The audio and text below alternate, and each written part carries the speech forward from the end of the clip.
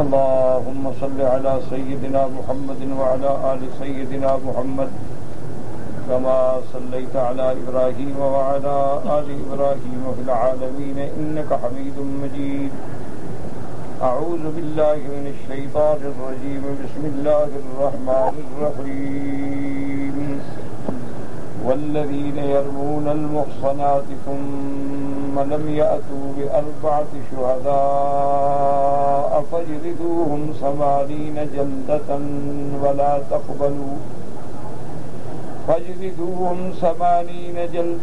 ولا تقبلوا لهم شهادة أبدا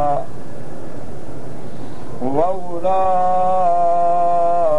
هم الفاسقون إلا الذين تابوا من بعد ذلك وأصلحوا فإن الله غفور رحيم. اللہ تبارک و تعالی نے کلام مقدس کی ان آیات مبارکہ میں قذف المحصنات کے بارے میں ارشاد فرمایا ہے. جیسا کہ الحمدللہ سورۃ النور میں آپ نے پڑھا ہے کہ اللہ تبارک و تعالی نے زانیوں کے لیے جو حد معین فرمائی ہے، اگر دونوں یعنی مرد اور عورت غیر شادی شدہ ہیں تو ان کی حد ہے 100 جلدتن، 100 کوڑا ان کو مارا جائے گا. اور اگر دونوں شادی شدہ ہیں اور زنا کا وجود ثابت ہو گیا ہے شرعی ثبوت کے ساتھ، تو ان کی سزا جو ہے وہ رجم ہے. اور رجم کا معنی یہ ہے کہ دونوں کو پتھر مار مار کے مار دیا جائے گا کہ حتیٰ اسی حال میں وہ مر جائیں. اچھا، ایک شادی شدہ ہے،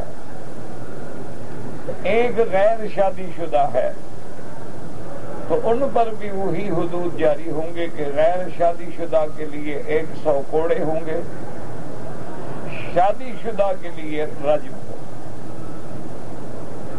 چونکہ زنا جو ہے یہ ایک ایسا گھناؤنا اور ایسا غلیظ، ایسا خبیث جرم ہے کہ یہ صرف 2 افراد تک محدود نہیں رہتا بلکہ پوری نسلوں کو تباہ کرنے کا ذریعہ بن جاتا. خاندانوں میں شکوک و شبہات کا ذریعہ بن جاتا ہے. اس لیے اللہ نے اس کی سزا جو ہے وہ بڑی سخت رکھی ہے، کیونکہ اللہ تبارک و تعالیٰ کی ذات پاک ہے اور پاکیزہ چیزوں کو پسند فرماتی ہے. اللہ تبارک و تعالیٰ کی ذات با حسن و جمال ہے، وہ جمیل چیزوں کو پسند فرماتی ہے. اللہ کسی کبیح اور خبیث چیز کو پسند نہیں فرماتے. تو اس لیے اسلام نے زنا کی حدود جو ہیں وہ بڑی شدید رکھی ہیں تاکہ پھر یہ جرم دوبارہ وقوع پذیر نہ ہو. اسی لیے میں نے عرض کیا تھا کہ قوانین الہی میں اور قوانین اقوام عالم میں، مخلوق کے بنائے ہوئے قوانین میں بنیادی فرق ہے. مسلمان بھی کرتا ہے، غسل کافر بھی کرتا ہے، لیکن مسلمان کے لیے غسل کرنا صرف صفائی نہیں ہوتی بلکہ طہارت اس کے ایمان کا حصہ ہے.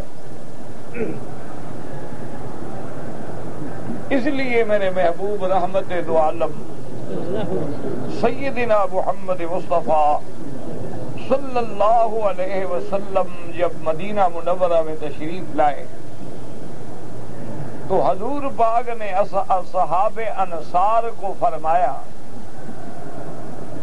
کہ بھئی تمہارے بارے میں اللہ نے بڑی تعریف فرمائی ہے،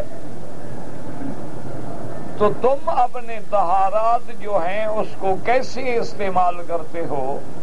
انہوں نے کہا کہ یا رسول اللہ صلی اللہ علیہ وسلم، ہم بول و براز کے بعد صرف ڈیلوں کے استنجے پہ اکتفا نہیں کرتے، بلکہ ڈھیلے سے اپنا بدن صاف کر کے خشک کرنے کے بعد پھر ہم پانی سے بھی دھوتے ہیں، استنجا کرتے ہیں باقاعدہ۔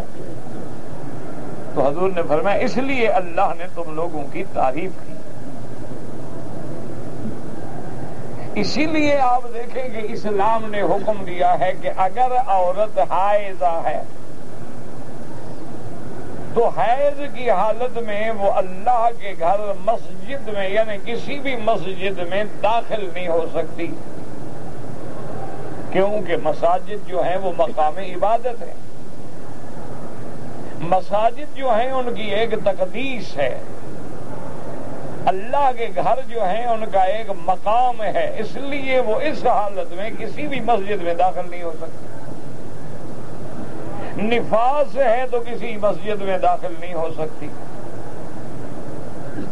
اسی طرح اسلام نے حکم دیا ہے کہ عورت حالت حیض میں ہے یا نفاس میں ہے تو میاں بیوی نہیں مل سکتے، کیونکہ اخراج دم ہے، فاسد خون کا اخراج ہے۔ اس حالت میں میاں بیوی کا ملنا جو ہے دونوں کی امراض خبیثہ کا باعث بن جائے گا، دونوں میں ایسی گھناؤنی بیماریاں پیدا ہو جائیں گی۔ اللہ تبارک و تعالی ہر مسلمان کو بچائے۔ اسلام نے روک لگا دی کہ بالکل گندی چیزوں سے دور ہو جاؤ۔ اور اسی طرح وہ سب کا یہودیت کے عمل کے بھی خلاف اسلام نے حکم دیا،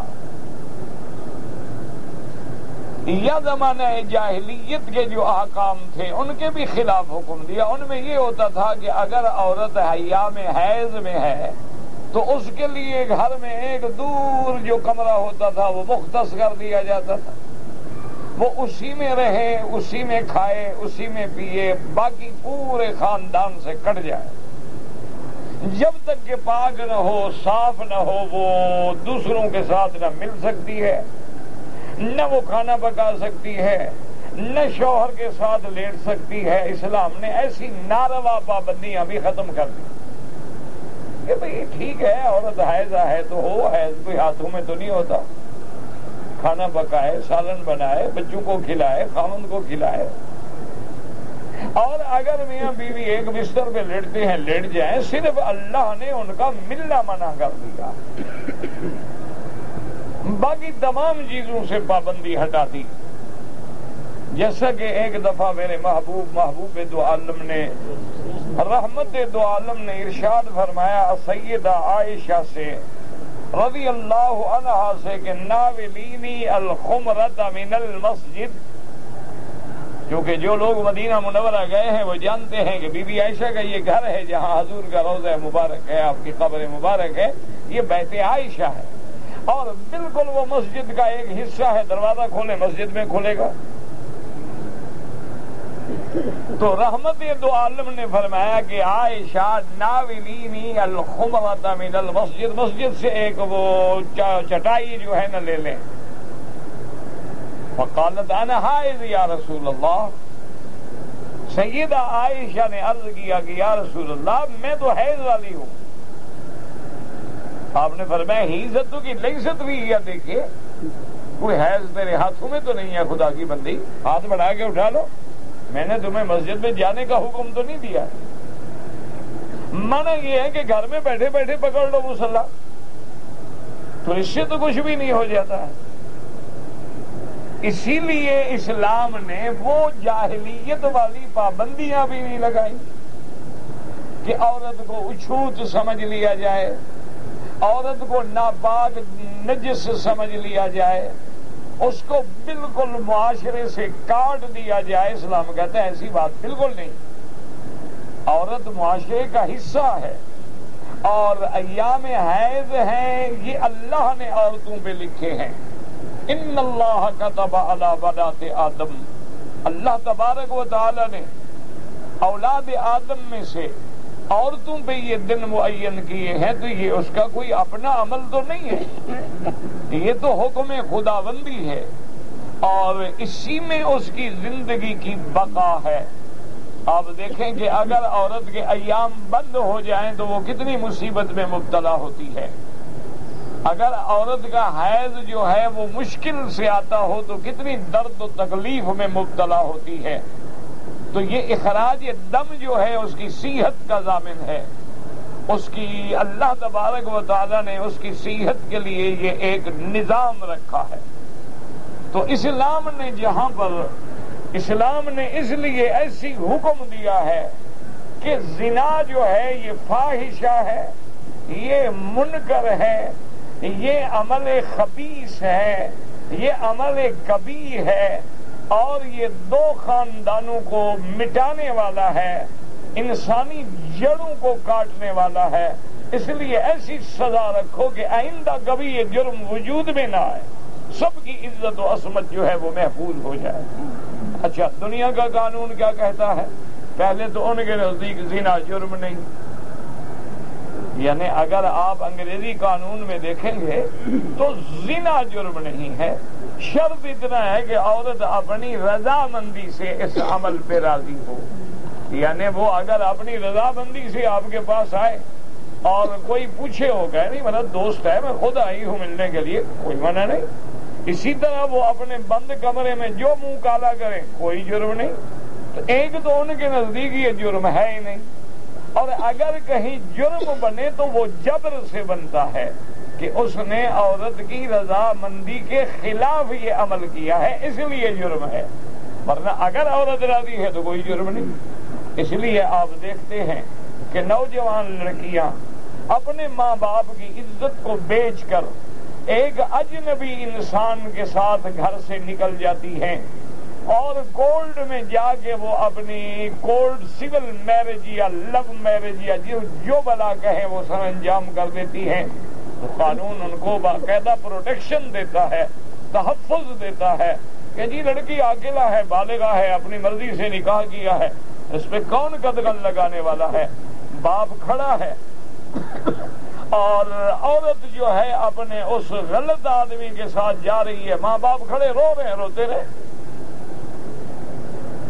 اچھا، اس کے بعد دیکھیں کہ آپ کے قانون کے کافروں کے قانون کتنا اندھا ہے کہ وہ آدمی جس نے لڑکی کو گھر سے بھگایا ہے، اغوا کیا ہے، دونوں زانیہ ہیں، لیکن قانون ان کو اتنی حفاظت دیتا ہے کہ اگر وہ قانون کے اعتبار سے درخواست کر دیں کہ ہمیں اپنے والدین سے خطرہ ہے کہ وہ ہمیں مار ڈالیں گے، تو قانون مجبور ہے کہ ان کو باقاعدہ سیکورٹی مہیا کرے، ان کی حفاظت کا انتظام کرے تاکہ محفوظ ہو کے وہ زنا کرتے رہیں، ماں باپ بھی ان کو کوئی تکلیف نہ پہنچا سکیں۔ یہ انگریز کا قانون ہے، لیکن اسلام ایسی باتوں کے خلاف ہے۔ اسلام کوئی کبھی چیز برداشت نہیں کرتا، وہ کہتا ہے کہ زنا جرم ہے اور اس کے لیے قرآن پاک نے فرمایا وَلَا تَقْرَبُوا الزِّنَا إِنَّهُ كَانَ فَاحِشَةً وَسَاءَ سَبِيلًا۔ اللہ نے قرآن میں فرمایا میرے مدنی محبوب اعلان فرما دیں، امت کو بتلا دیں، یہ نہیں فرمایا کہ وَلَا تَزْنُوا، یہ نہیں فرمایا وَلَا تَفْعَلُوا، بلکہ فرمایا وَلَا تَقْرَبُوا الزِّنَا، کہ زنا کے قریب بھی نہ جائیں۔ یہ نہیں فرمایا کہ زنا نہ کرو، نہیں، فرمایا وَلَا تَقْرَبُوا الزِّنَا إِنَّهُ كَانَ فَاحِشَةً، یہ بہت بڑی بے حیائی کا کام ہے، وَسَاءَ سَبِيلًا، اور بڑا بھیڑا راستہ ہے۔ اللہ کے نبی نے امت کو بتلا دیا کہ خبردار زنا کے قریب نہ جاؤ۔ کیا ماننا؟ جب غیر محرم اجنبی عورت سے تم علیحدہ نہیں ملو گے، علیحدہ باتیں نہیں کرو گے، علیحدہ سفر نہیں کرو گے، کوئی اجنبی عورت تیرے پاس علیحدہ نہیں آئے گی۔ تم کسی کے گھر میں جب گھر والے نہ ہوں تو داخل نہیں ہوگے تو قریب ہی نہیں جاؤ گے، جب قریب نہیں جاؤ گے تو گناہ خود بخود رک جائے گا۔ وَلَا تَقْرَبُوا الزِّنَا إِنَّهُ كَانَ فَاحِشَةً۔ اور دوسری جگہ اللہ نے فرمایا کہ میرے محبوب اپنی امت کو بتلا دو کہ اگر کوئی بندہ ان کے دروازے پہ آ کے کھٹکھٹاتا ہے، دروازے پہ آ کے آواز دیتا ہے، گھر میں کوئی نئی عورت ہے تو وہ دروازہ ہرگز نہ کھولے، دروازہ بھی نہ کھولے اور اس سے بات جو ہے وہ نرم لہجے میں بھی نہ کرے۔ اس لیے اللہ نے حکم دیا فَلَا يَخْضَعْنَ بِالْقَوْلِ فَيَطْمَعَ الَّذِي فِي قَلْبِهِ مَرَضٌ۔ اللہ نے فرمایا نرم لہجے میں بات نہ کرو، کیونکہ تم نے اگر میٹھی بات کی، نرم لہجے میں بات کی، تم نے اگر اس کو اچھی طرح سے جواب دیے تو جس کے دل میں کھوٹ ہو، بیماری ہو، اس کے دل میں خیال برے پیدا ہو سکتے ہیں کہ آج یہ میٹھی میٹھی باتیں کر رہی ہے تو میری بات بھی مان لے گی۔ اس لیے شریعت کہتی ہے کہ بالکل سختی سے جواب دے، بھئی گھر میں کوئی نہیں، بعد میں آنا، اور بالکل بات نہ کرے اجنبی۔ اب جب بات نہیں کرو گے، جب اجنبی سے نہیں ملو گے، فرمایا غیر عورت سے ہاتھ ملانا حرام، غیر عورت کے ساتھ سفر کرنا حرام، غیر عورت کے چہرے پہ نظر ڈالنا حرام۔ اگر اتفاقی نظر پڑ جائے تو کل للمؤمنین یغضوا من ابصارہم، ایمان والوں سے کہہ دو کہ اپنی نظریں جھکا دیں۔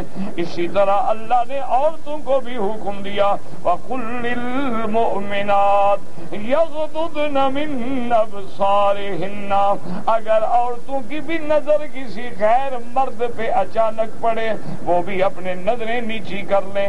اور اسی طرح اسلام نے حکم دیا وَقَرْنَ فِي بُيُوتِكُنَّ، کہ ہر عورت، ہر بیٹی، بہن، بیوی اپنے گھروں میں رہے۔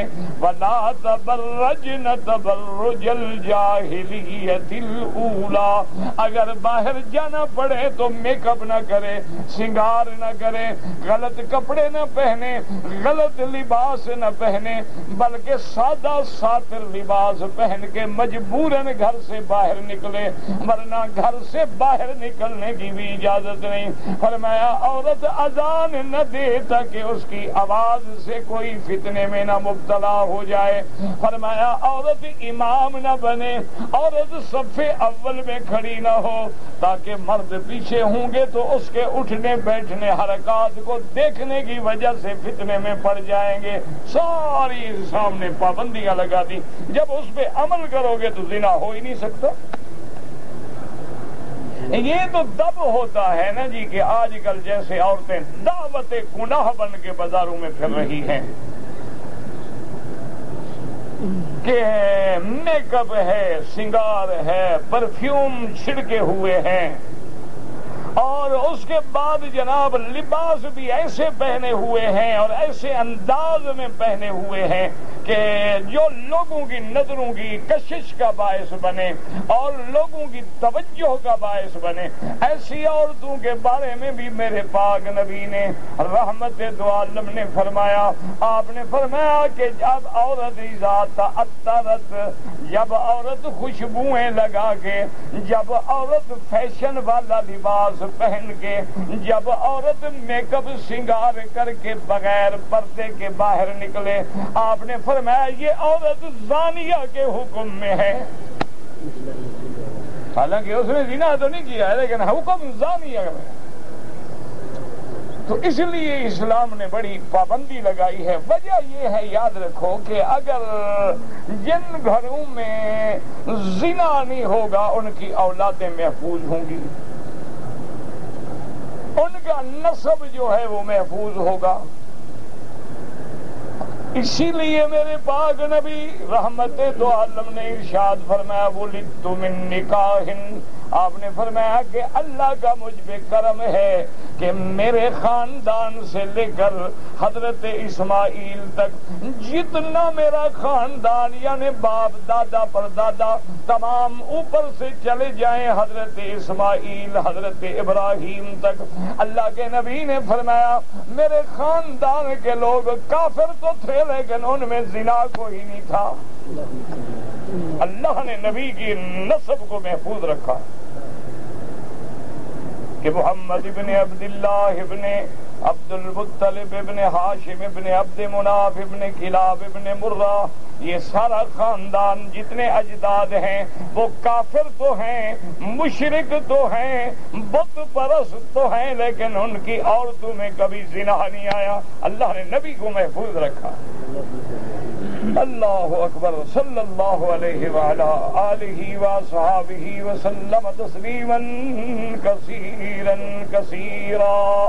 تو جب یہ ایسی برائی ہے، اللہ معاف فرمائے، یاد رکھیں کہ بڑے جو آپ کے ملک ہیں نا کافروں کے، یورپ ہے اور دیگر ملک ہیں جو آزادی نسواں کے بڑے پرچار کرنے والے ہیں، چیمپئن ہیں، آج وہ اس آزادی پہ رو رہے ہیں۔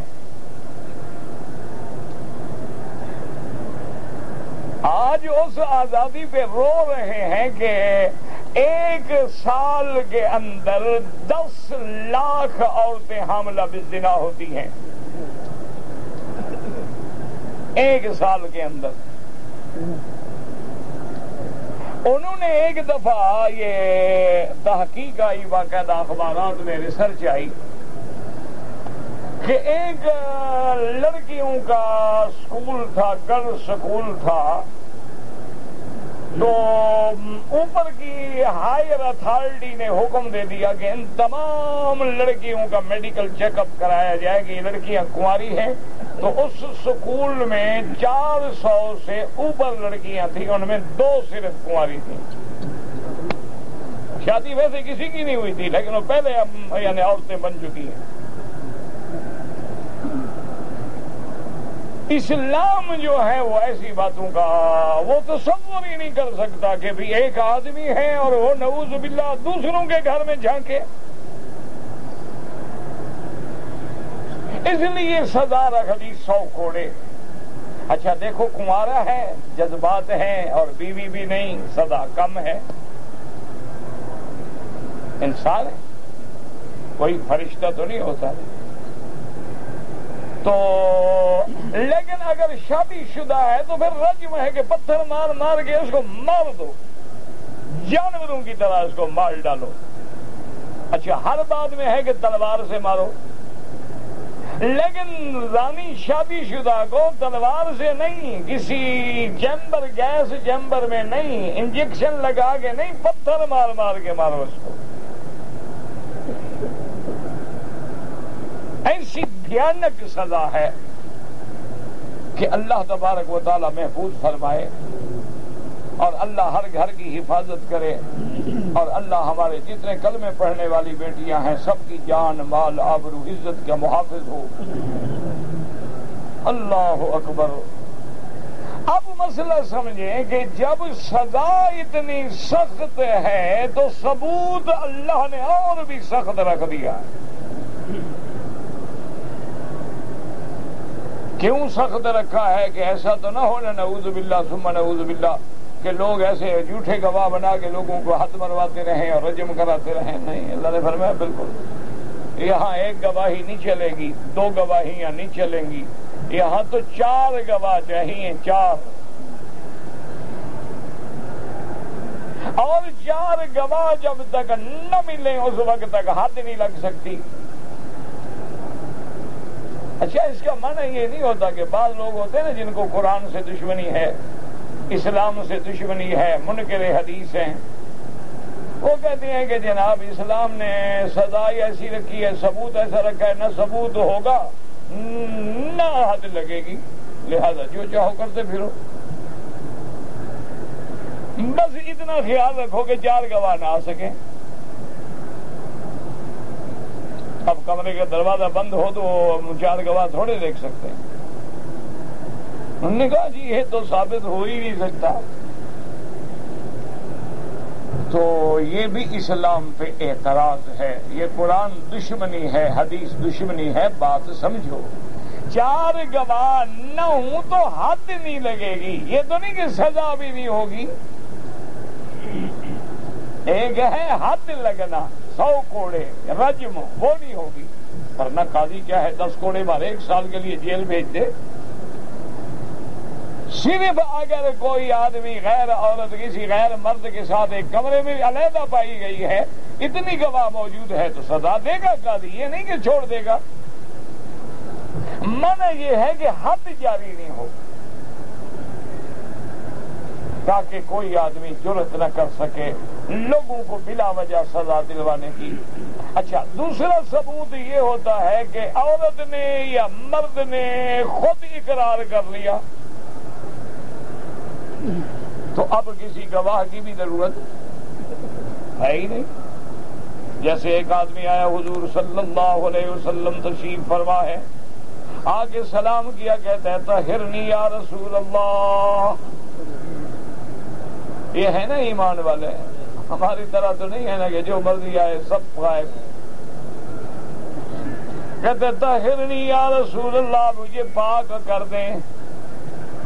حضور نے فرمایا کیا بات ہے؟ کہتا ہے یا رسول اللہ انی زنیت، تو میں نے زنا کیا ہے، مجھے پاک کر دیں، دنیا میں سزا مل جائے.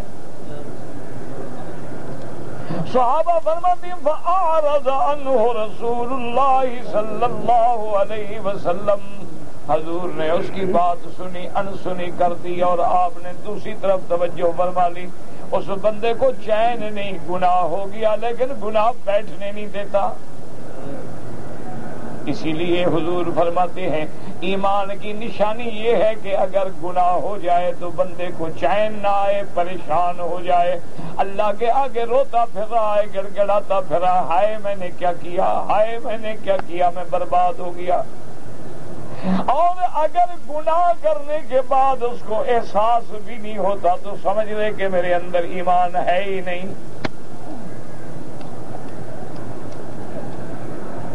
اور دوسری طرف سے آ گیا طہرنی یا رسول اللہ، حضور مجھے پاک کریں. صحابہ کہتے ہیں فأعرض عنہ رسول اللہ، حضور نے منہ پھیر لیا. وہ تیسری دفعہ پھر ادھر سے آ گیا طہرنی یا رسول اللہ، حضور مجھے پاک کریں. کیا ہو گیا تمہیں؟ اس نے کہا یا رسول اللہ میں نے زنا کیا ہے. آپ نے فرمایا آپ کا جنون، پاگل تو نہیں ہو؟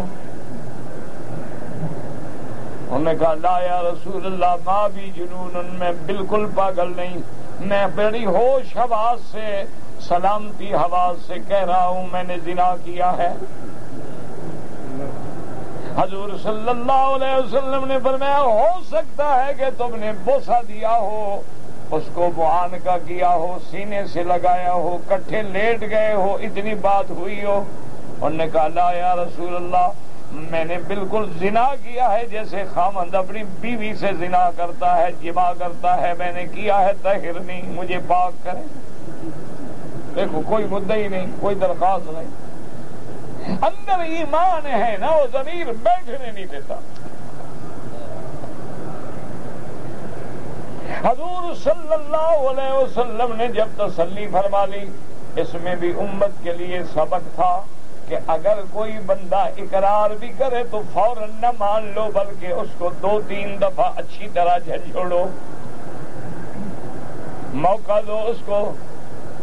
جانا چاہتا ہے جانے دو، اور اگر وہ بالکل اپنی بات پہ پکا ہے تو تحقیق کر لو کہ بیچارہ پاگل تو نہیں ہے، کیونکہ اگر مجنون ہے، دیوانہ ہے تو پھر حد جاری نہیں ہوگی، وہ تو پاگل ہے. اور جب یقین ہو جائے، اعتراف ہو جائے تو حضور نے حکم دیا، آپ نے فرمایا کہ جاؤ اس کو رجم کر دو. صحابہ نے رجم کی. اب بیچارے کو پتھر لگے، بھاگنے کی بڑی پھر کوشش کی، لیکن مار مار کے صحابہ نے حکم پہ مار دیا. واپسی پہ حضور کی مجلس میں بیٹھے ہیں صحابہ، ایک بندے کی زبان سے بات نکل گئی کہ بئس الموت، کہ کتنی بری موت ہے بندے کی کہ اللہ معاف کرے لوگ دیکھ رہے ہیں پتھر مار مار کے مارا جائے۔ حضور غصے میں آ گئے، فرمایا من قالا، یہ کلمہ کس نے کہا ہے؟ صحابی نے کہا انا یا رسول اللہ۔ آپ نے فرمایا تمہیں پتا ہے کہ اس بندے کی توبہ اللہ نے ایسے قبول کی ہے کہ سارے مدینے والوں پہ تقسیم کروں تو سب کو بخشوا دے گی، کہ اس نے جان دے دی ہے جہنم سے بچنے کے لیے، تم اعتراض کر رہے ہو؟ خبردار کہ اس نے اپنی جان کو فنا کر دیا ہے کہ کسی طرح میں جہنم کے عذاب سے بچ جاؤں۔ اسی طرح یاد رکھیں سیدنا امیر المؤمنین عمر کا زمانہ ہے رضی اللہ عنہ، ایک عورت نے آ کے اعتراف کیا، اس نے کہا کہ حضرت میں نے زنا کیا ہے اور میں زنا سے حاملہ ہوں، میرے پیٹ میں بچہ ہے، میں اعتراف کرتی ہوں۔ حضرت عمر غصے میں آ گئے، جلال میں آ گئے، فرمایا جب اقرار کر رہی ہے رجم کر دو۔ حضرت علی بول پڑے، انہوں نے کہا یا امیر المومنین ذرا حوصلہ فرمائیں، جلدی حکم جاری نہ کریں۔ حضرت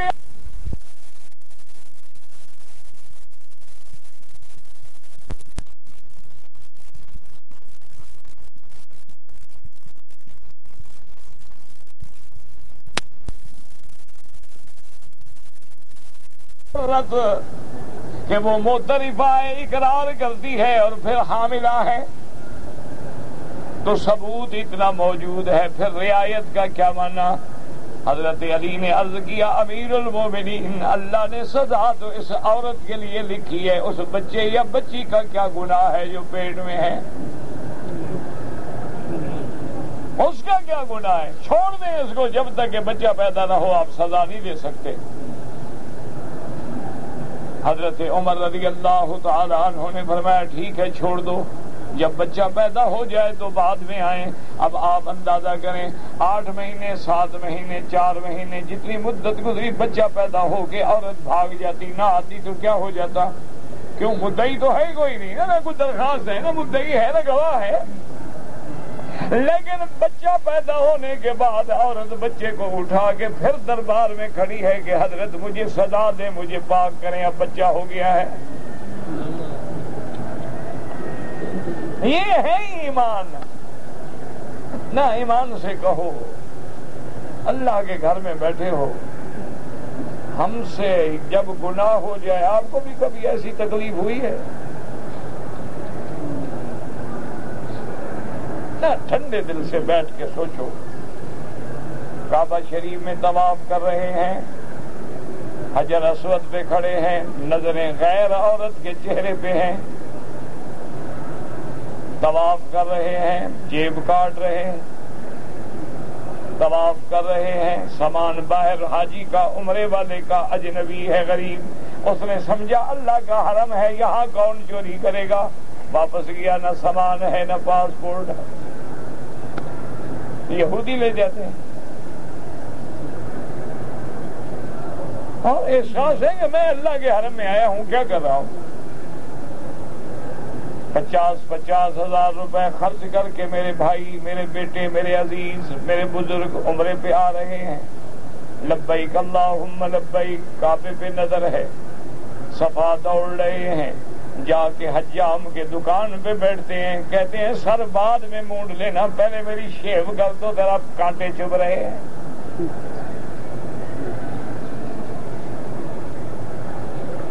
انا للہ و انا الیہ راجعون، بس اور کیا کہہ سکتا ہے؟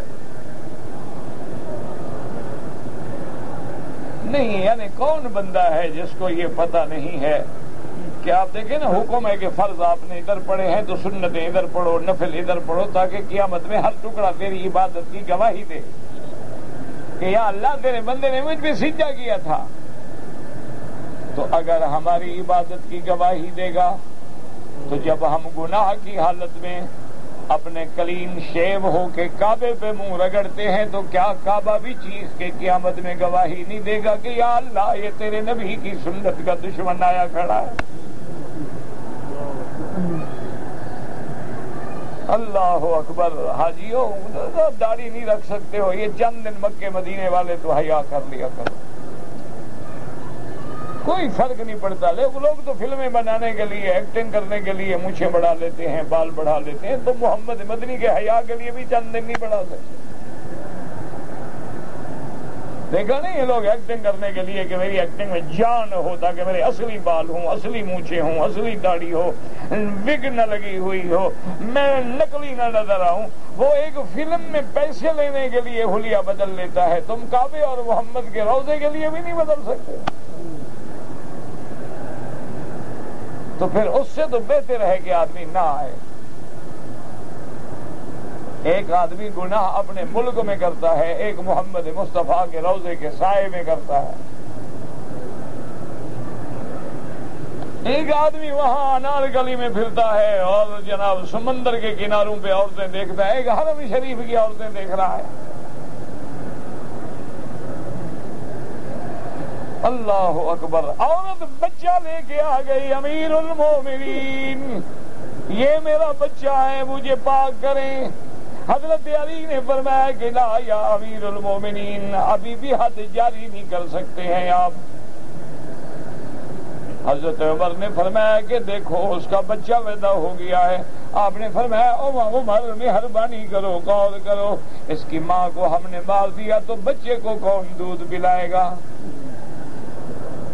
جب تک بچہ دودھ چھوڑ کے کھانا کھانے کے قابل نہ ہو جائے حد جاری نہیں ہو سکتی. اس لیے کبھی کبھی حضرت عمر فرماتے تھے, علی اگر تو نہ ہوتا تو میں تو برباد ہو گیا تھا. میں اگر غلط حد جاری کر دیتا تو قیامت میں مجھے جواب دینا ہوتا. حضرت نے کہا بی بی جاؤ, جب بچہ کھانا کھانے کے قابل ہو جائے پھر آنا, دیکھو پھر اس کے بعد چلو اب تو موقع ہے نا, بھاگ جاؤ, خلاص جان چھوڑو, کیوں بار بار آ رہی ہو اور اپنے آپ کو مروانے کے لیے آ رہی ہو. لیکن بچہ جب روٹی کھانے کے قابل ہوا تو اس عورت نے پتہ ہے کیا کیا, کانت کسرت الخبز فی یدیہ. صحابہ کہتے ہیں کہ اس بچے کے ہاتھ میں روٹی کا چھوٹا سا ٹکڑا تھا, وہ کھا رہا تھا, بچہ لے کے آ گئی, اب تو روٹی کھا رہا ہے, مجھے پاک کرو. تمہیں بھی آیا ہے کبھی خیال لوگوں کی عزتیں لوٹنے کے بعد؟ اب تو ڈاکو آتے ہیں, گھروں میں گھس جاتے ہیں اور گھر والوں کو سامنے باندھ کے ان کے سامنے ان کی بیٹیوں کی بے حرمتی کرتے ہیں. یار یہ مسلمان ہیں, یہ جانور ہیں, کیا بلا ہے؟ یہ انسان ہے. کبھی انسان سے ایسا تصور ہو سکتا ہے عورتوں کے لباس اتار کے, بال ان کے مونڈ کے, ان کو ننگا کر کے بازاروں میں گھماتے ہیں. کیا ہے جی بدلہ لے رہے ہیں, جی ہم طاقتور لوگ ہیں, ہماری بےعزتی ہوئی ہے, اس طرح بدلے ہوتے ہیں. لا حول ولا قوت الا باللہ العلی العظیم. اور کوئی جو نہ رہا اسلام میں پوچھنے والا. آج برسر عام عزتیں لٹتی ہیں, عصمتیں لٹتی ہیں, اور کوئی رونے والا بھی نہیں, ان پہ آنسو بہانے والا بھی نہیں, اور غریب لوگ تو ڈر کے مارے بتاتے ہی نہیں ہیں کہ اور مزید اپنے آپ کو کیا بےعزت کریں. لیکن یاد رکھو کہ حجاج ابن یوسف جیسا آدمی ظالم هذه الامتی, یعنی جو حضور کی امت میں بڑا ظالم گزرا ہے, وہ گورنر ہے, اور اس کو آپ کے سندھ سے ایک دو لڑکیوں کا ٹوٹا پھوٹا کاغذ پہ خط ملتا ہے کہ ہم مسلمان لڑکیاں ہیں اور راجہ طاہر کی قید میں ہیں, اور راجہ طاہر ہم سے زنا کر رہا ہے, ہمارے بھائی عالم اسلام میں مر گئے ہیں, کسی کو ہماری عزت کے بدلہ لینے کا احساس نہیں ہے. وہ ظالم کہلانے والا آدمی پتہ ہے حکم دیتا ہے محمد ابن قاسم کو. محمد ابن قاسم اس کا داماد بھی ہے, بھتیجا بھی ہے, اور عمر پتہ ہے کیا ہے 16 سال. بلاتا ہے, کہتا ہے محمد ابن قاسم ہاں جناب. انہوں نے کہا یہ دیکھو خط آیا. انہوں نے کہا ٹھیک ہے جناب. انہوں نے کہا فوج لے لو اور بالکل یلغار کرو اور اس راجے کی اینٹ سے اینٹ بجا ڈالو ظالم کی. مسلمان لڑکیوں کی بے عزتی کرتا ہے. آج تو مسلمان اپنی لڑکیاں خود یورپ لے جاتے ہیں بے عزتی کرانے کے لیے. یار کم سے کم اپنے آپ کو مسلمان کہنا چھوڑ دو. کوئی ضروری تو نہیں نا کہ اسلام کو بدنام کرو. جین پہنے ہوئے ہیں, شرٹ پہنی ہوئی ہے لڑکیوں نے جناب. جب یہ باہر کی ایئرپورٹ پہ اترتی ہے نا, ان کو دیکھیں, مجال ہے کہ انگریز مقابلہ کر سکیں. یہ نقلی انگریز جو ہے اصلی سے بھی پڑ جاتی ہیں. شراب کے جام ہاتھ میں ہیں, ہوٹلوں میں ہیں, بہت جناب ڈانس ہو رہے ہیں. اور خاوند ہے, باپ ہے, بھائی ہے, وہ کسی اور لڑکی کے ساتھ ہے, اپنی لڑکی اوروں کے ساتھ. آزادی ہے نا جی, مساوات ہے نا. اس لیے اسلام نے یاد رکھو کہ اگر زنا کی سزا شدید ہے تو اس کی حد بھی, اس کا ثابت کرنا بھی شدید ہے. لیکن اگر ثابت ہو جائے, اعتراف سے ہو جائے, اقرار سے ہو جائے, عمل سے ہو جائے, اتفاق کہ 4 گواہ اچانک اوپر آ جاتے ہیں. ایسے اتفاق ہوئے ہیں دنیا میں, ایسے واقعات ہوئے ہیں کہ مرد ہے, عورت ہے, بے پرواہ ہے, مطمئن ہے, صحن میں لیٹے ہوئے ہیں, ان کو تصور ہی نہیں ہے کہ اس وقت کوئی آئے گا. لیکن اچانک جو ہے خامد اپنے 3 دوستوں کے ساتھ آیا اور آنکھوں سے دیکھ لیا. ایسے واقعات موجود ہیں. انا للہ و انا. تو اس کے بعد اب مسئلہ یہ ہے کہ اگر اسلام کہتا ہے کہ بھائی تم اگر جھوٹی بات کرو, کیا مانا کہ کوئی آدمی, اس لیے قرآن آج کا سبق جو ہم نے پڑھا ہے, والذین یرمون المحصنات, یاد رکھیں کہ محصنات کے 2 ترجمے ہیں. ایک محسنہ اس کو کہتے ہیں جس نے شادی کی ہو, نکاح کیا ہو, اور باقاعدہ نکاح صحیح کے ساتھ وطی کی ہو, وہ محسنہ ہے. اور ایک محسنہ کا معنی ہوتا ہے پاک, عفیف, گناہوں سے دور.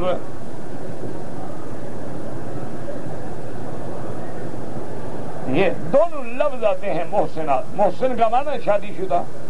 اچھا, کیوں اس کو محسن کہتے ہیں؟ بھی شادی ہو گئی, اب تو گناہوں سے پاک ہوگا نا.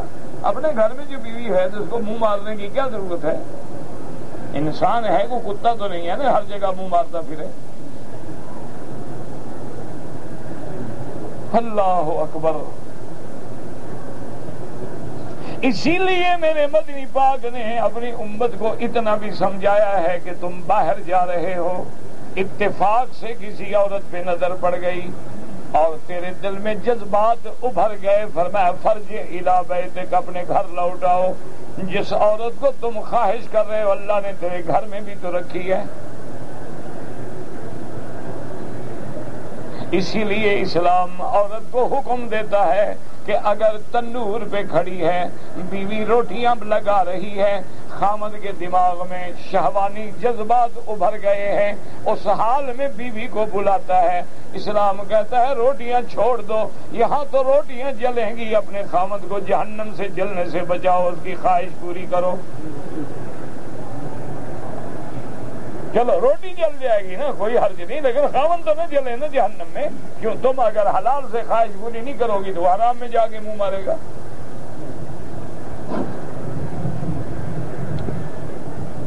اب جناب حکم ہے کہ والذین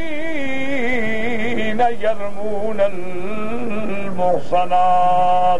اب محصنہ سے کیا مراد ہے؟ الحرۃ البالغۃ العفیفۃ, کہ آزاد بھی ہو, بالغ بھی ہو, پاک باز بھی ہو بی بی.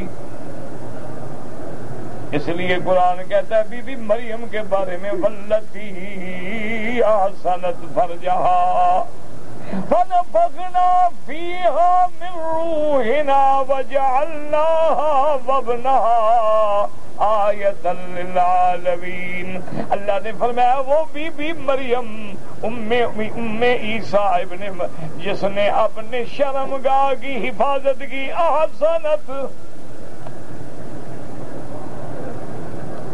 اس لیے میرے مدنی محبوب دو عالم کا فرمان ہے، فرمایا من یضمن لی بین لحییہ و بین فخذیہ انا اضمن له الجنہ، او کما قال رسول اللہ صلی اللہ علیہ وسلم. حضور نے فرمایا میرے امتی دو چیزوں کی ضمانت تو مجھے دے دے، تیری جنت کا ضامن محمد مصطفیٰ ہے.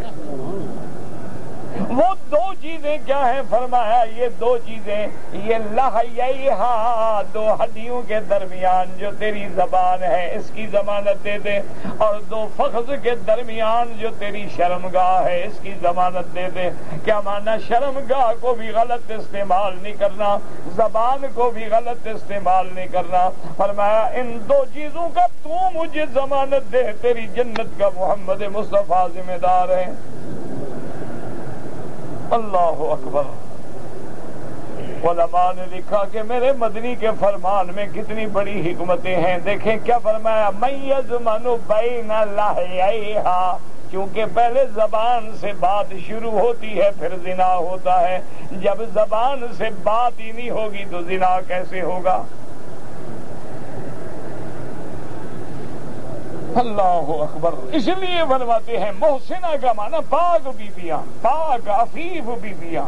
اور یاد رکھو عورت ہوتی بھی وہ ہے جس نے کبھی منہ کالا نہیں کیا، زنا نہیں کیا، گناہ نہیں کیا، کسی غیر شرعی عمل کی شریک نہیں ہوئی.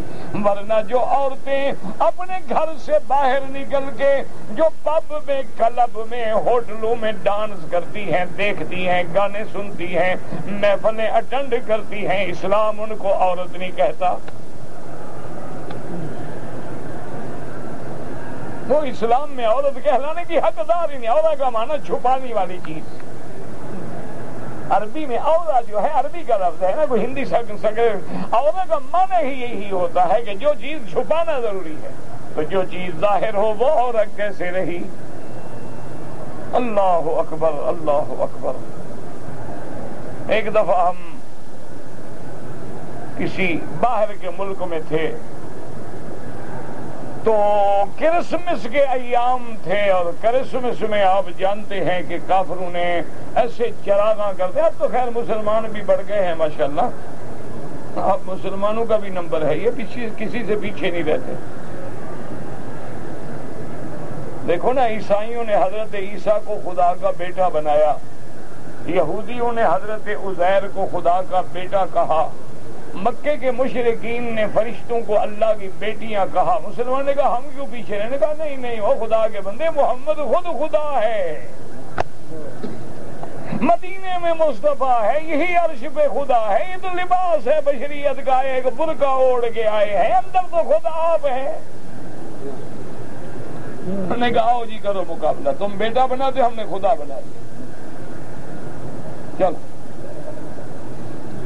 کرسمس میں وہ جناب بتیاں جلاتے ہیں. ہم نے کہا فکر نہ کرو، ہم شب برات میں ایسی بتیاں لگائیں گے تمہارا باپ بھی نہ لگا سکے. ہم 12 ربیع الاول کو لگائیں گے، 27 رجب کو لگائیں گے، معراج والے دن معراج پہ نبی کا لائٹ یہ لگا رہے ہیں. کوئی عقل سے کام کبھی لیا ہے؟ نہ اس راستے سے حضور نے گزرنا ہے، معراج پہ جانا ہے، روشنی کر رہے ہو. تو خدا کا خوف کرو.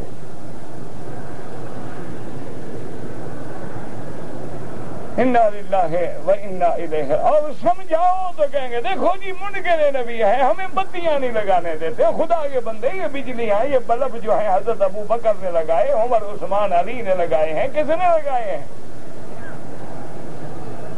اور اگر یہ دلیل محبت ہے تو کیا صحابہ میں اور اہل بیت میں محبت نہیں تھی؟ 1400 سال کے بعد تم زیادہ عاشق پیدا ہوئے ہو.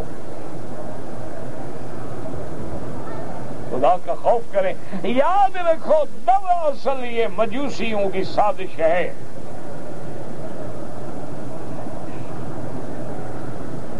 کبھی آپ نے اس پہ غور نہیں کیا ہوگا. یہ یحییٰ برمکی اور عبداللہ برمکی برامکا کے جو باطنیہ کے لوگ تھے، گمراہ فرقہ تھا، انہوں نے مجوسیوں سے مل کر مسلمانوں میں یہ رواج ڈالا کہ کسی طرح مسلمان بھی آگ جلانے والا بن جائے۔ ان کے نزدیک چونکہ آگ خدا ہے،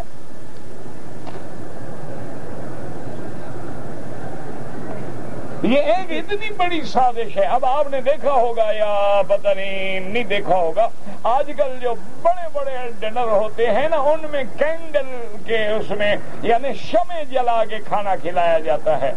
بتیاں ہوں تب بھی بند کر دیں گے۔ بڑے بڑے جو 5 star hotel, 7 star hotel, 6 star hotel ہوتے ہیں، یا جو بڑی بڑی پارٹیاں ہوتی ہیں، ان میں انتظام ہوتے ہیں کہ جی موم کی بتیاں جلاؤ، موم بتیاں جلاؤ، بجلیاں سب بند ہوں گی،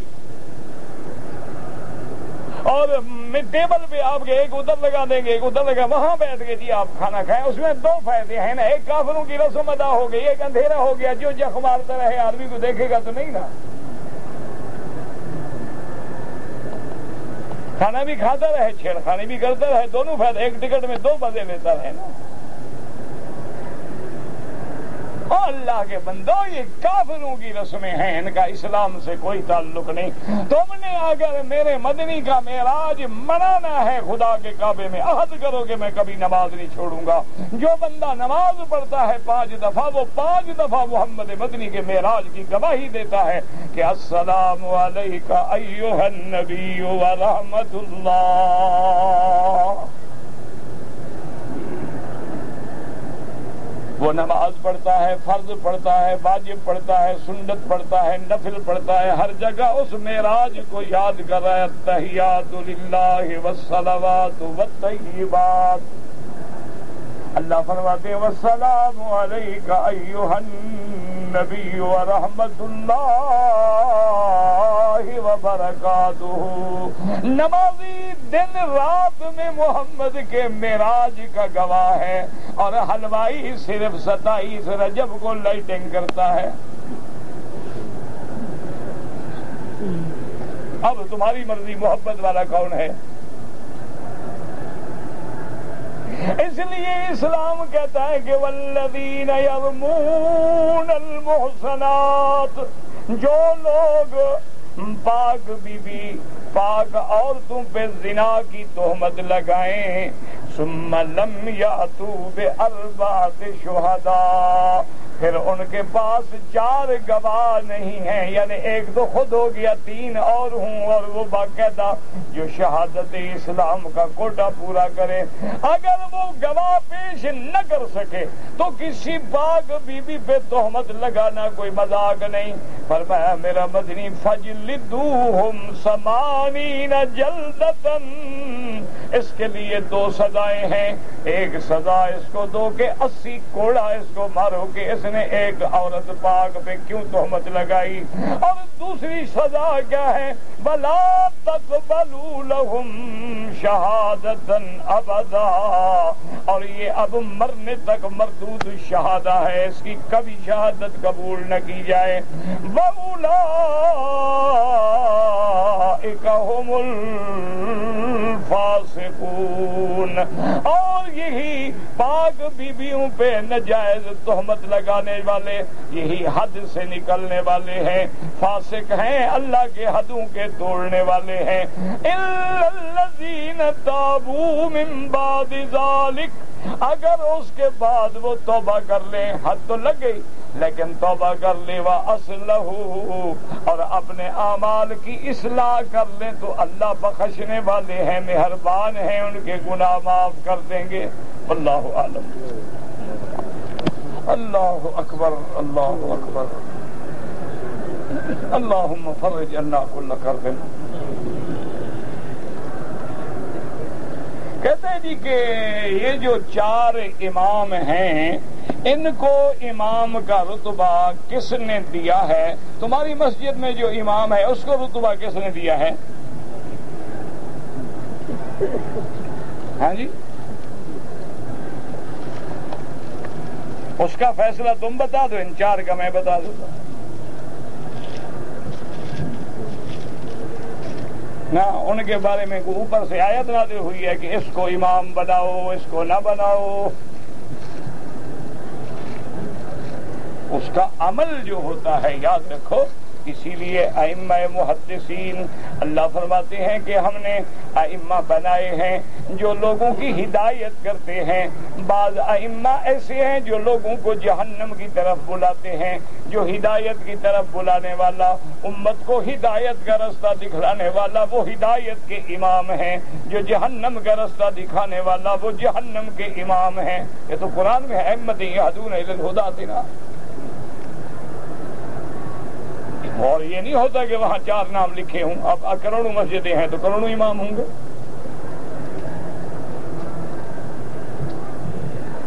چاروں اماموں کے مسائل میں فرق کیا ہے؟ جو کہ اجتہادی مسائل ہیں، ہر آدمی کی فہم الگ ہے، سوچ الگ ہے، تھنک الگ ہے. فرق تو آئے گا. یہ کوئی نئی بات تو ہے نہیں. یہ کیا ہے؟ یہ تو کوئی اختلاف کی بات نہیں ہے. تو صحابہ میں بھی فرق ہے.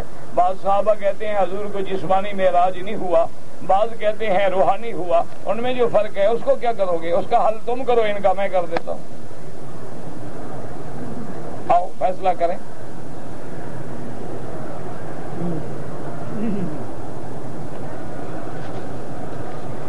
اچھا، حضرت سلیمان اور حضرت داؤد کے فیصلے میں اختلاف ہے. نبی میں بھی اختلاف ہو گیا.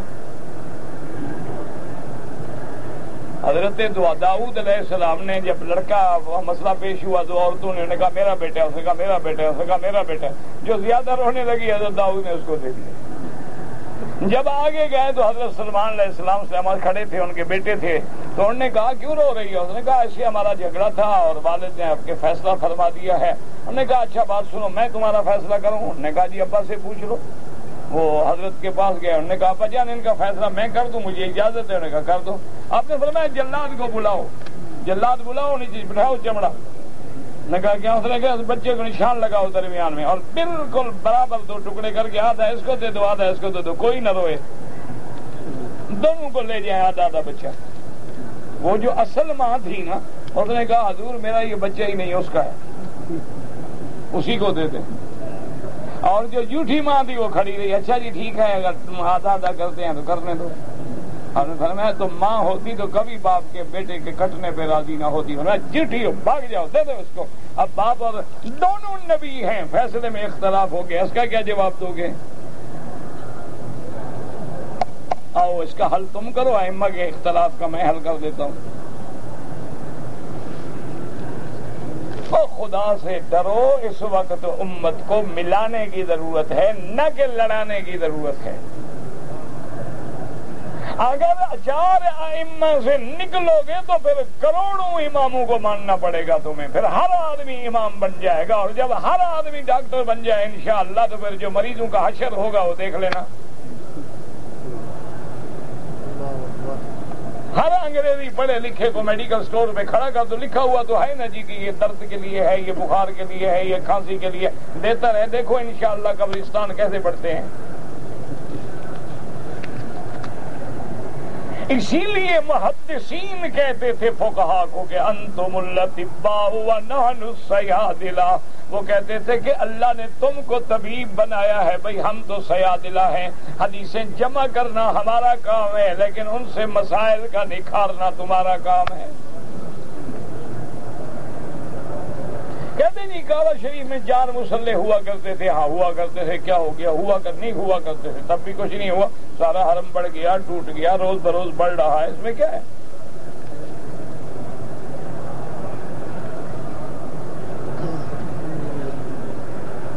ہے نا کہ آپ اگر فیکٹری میں ساری افطاری کا انتظام کرتے ہیں تو بہرحال جو لوگ بے روزگار ہیں رمضان میں بے روزے والے ان کو نہ دیں.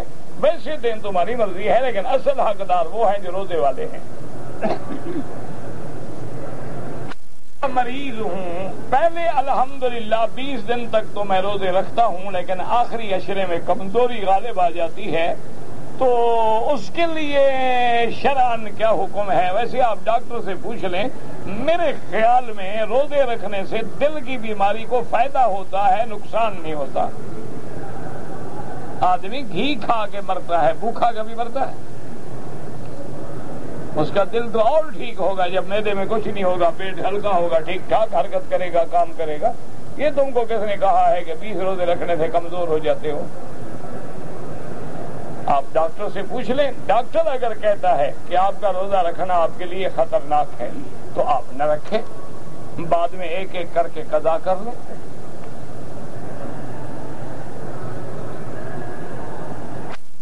کی رقم میں ہم یتیموں کو، مسکینوں کو کپڑا خرید کے دے دیں، آٹا خرید کے دے دیں، گھی خرید کے دے دیں، بالکل دے دیں، کوئی بات نہیں، کوئی منع نہیں۔ اردو کا درس، بھائی اردو کا درس رمضان مبارک میں نہیں ہو سکتا میرے بھائی، کس وقت ہو؟ لوگ مغرب کے بعد افطار کرنے جائیں، ہم درس دے رہے ہوں، مگر عشاء کے بعد لوگوں نے انشاءاللہ 1-1.5 گھنٹہ تراویح پڑھنی ہے، پھر ہم درس دے رہے ہیں۔ کوئی عقل کی بات کرو نا۔ پہلا والا سال سن کے تم نے کیا کر لیا ہے کہ 1 مہینہ نہیں سنو گے تو کیا ہو جائے گا؟ اللہ سے دعا کرو بس اللہ قبول کر لے۔ بس آدمی صبح کی نماز کے لیے مسجد میں آیا، جماعت کھڑی ہو گئی، جماعت میں مل جائے، نماز پڑھنے کے بعد 2 رکعت سنت پڑھ لے یا سورج نکلنے کے بعد سنتیں پڑھ لے۔